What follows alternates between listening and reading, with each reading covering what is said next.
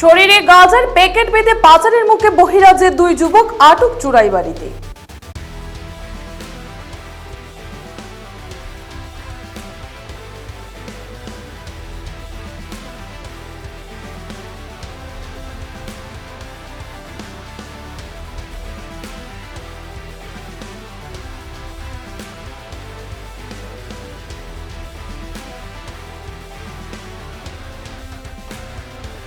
অভিনব কায়দায় যাত্রী সেজে শরীরে নিষিদ্ধ গাঁজার প্যাকেট বেঁধে বহিরাজ্যের পাচারের মুখে দুই যুবক ধরা পড়ল বাজারি চোরের চুরাইবাড়ি ওয়াচপোস্ট পুলিশের হাতে।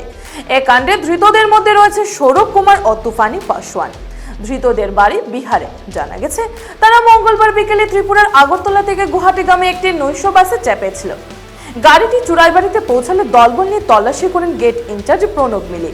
এতে গাড়িতে যাত্রী সেজে বসে থাকা দুই যুবকের শরীরে তল্লাশি করলে তাদের দেহে বাঁধা অবস্থায় 8 প্যাকেটে প্রায় 5 কেজি শুকনো গাঁজা উদ্ধার হয়, যার কালোবাজারি মূল্য আনুমানিক 50,000 টাকার মতো হবে। পাথারকান্দি থেকে মলয় কুমার দাসের রিপোর্ট।